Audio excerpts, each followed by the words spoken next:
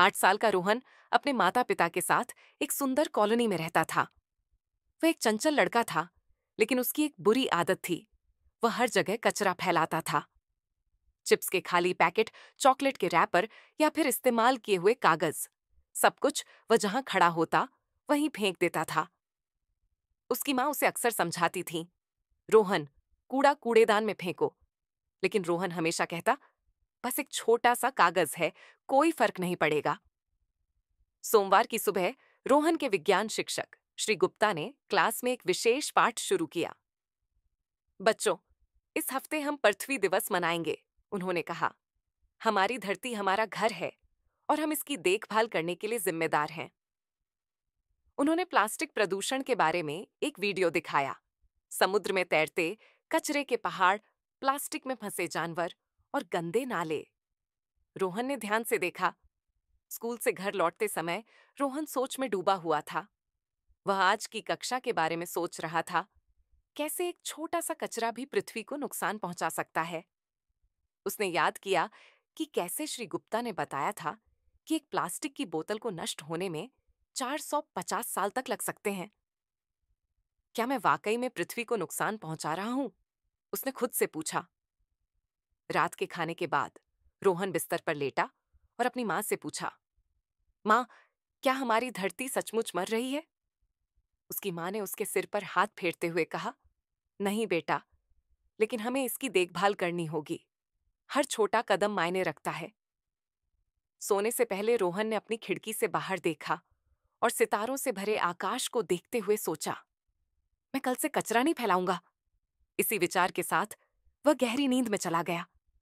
रोहन एक अजीब सपने में पहुंच गया। उसके कमरे का कूड़ेदान अचानक हिलने लगा और उसमें से 2 आंखें और एक मुस्कुराता हुआ मुंह निकल आया। नमस्ते रोहन, कूड़ेदान ने कहा। रोहन डर से पीछे हट गया।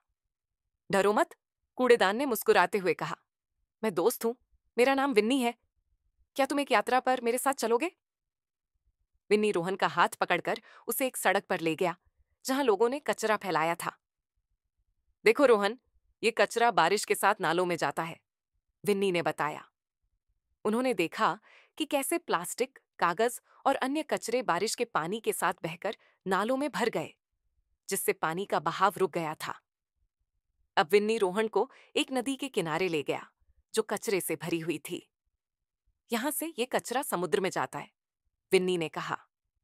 उन्होंने देखा कि कैसे मछलियां और अन्य समुद्री जीव प्लास्टिक के कारण परेशान थे। एक कछुआ प्लास्टिक की पन्नी में फंस गया था और एक पक्षी प्लास्टिक के टुकड़े को खाना समझकर खा रहा था। और अब देखो इसका दीर्घकालिक प्रभाव, विन्नी ने कहा। उन्होंने रोहन को दिखाया कि कैसे प्लास्टिक छोटे छोटे टुकड़ों में टूट जाता है, जिसे माइक्रोप्लास्टिक कहते हैं, और कैसे यह पानी, मिट्टी और यहां तक कि हवा में भी फैल जाता है। इस तरह हम जो खाते और पीते हैं, उसमें भी कचरा शामिल हो जाता है, विन्नी ने समझाया। रोहन अचानक जाग गया। उसका माथा पसीने से तर था। उसने अपने कमरे के कूड़ेदान को देखा। वह बिल्कुल सामान्य था, लेकिन रोहन के मन में कुछ बदल गया था। मुझे कुछ करना होगा, उसने खुद से कहा। मैं अकेला एक बड़ा बदलाव नहीं ला सकता, लेकिन मैं शुरुआत कर सकता हूं। अगले दिन स्कूल में प्रार्थना सभा के बाद रोहन ने अपनी प्रधानाचार्य से बात करने की हिम्मत की। मैं एक समूह बनाना चाहता हूं जो लोगों को सिखाएगा कि कचरा कैसे ठीक से निपटाना है, उसने कहा। प्रधानाचार्य रोहन के उत्साह से प्रभावित होकर ने हामी भर दी और उसे श्री गुप्ता के साथ काम करने के लिए कहा। 1 हफ्ते के भीतर रोहन और उसके दोस्तों ने धरती के रक्षक नाम का एक समूह बना लिया।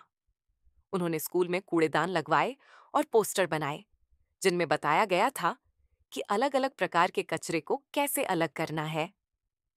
रोहन ने अपने दोस्तों के साथ मिलकर एक नाटक भी लिखा, जिसमें दिखाया गया था कि कचरा फैलाने से क्या नुकसान होता है। पृथ्वी दिवस पर स्कूल में एक बड़ा कार्यक्रम आयोजित किया गया।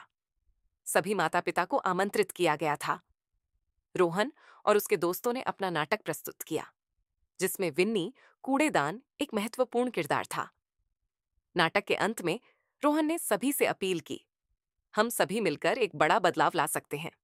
आइए हम अपने घर से शुरुआत करें। रोहन के नाटक की सराहना की गई और स्थानीय अखबार में भी इसकी खबर छपी।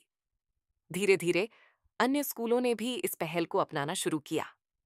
1 महीने के भीतर शहर के कई स्कूलों में धरती के रक्षक समूह बन गए थे और सभी जगह पर्यावरण जागरूकता नाटक हो रहे थे। 1 साल बाद पृथ्वी दिवस पर रोहन के स्कूल में एक विशेष कार्यक्रम का आयोजन किया गया। मेयर साहब स्वयं आए और उन्होंने रोहन और उसके दोस्तों को युवा पर्यावरण नायक पुरस्कार से सम्मानित किया। एक छोटे बच्चे के विचार ने पूरे शहर को बदल दिया। मेयर ने कहा। रोहन ने मंच पर खड़े होकर अपने दोस्तों और अपनी मां की ओर देखा और उसकी आंखों में आंसू आ गए।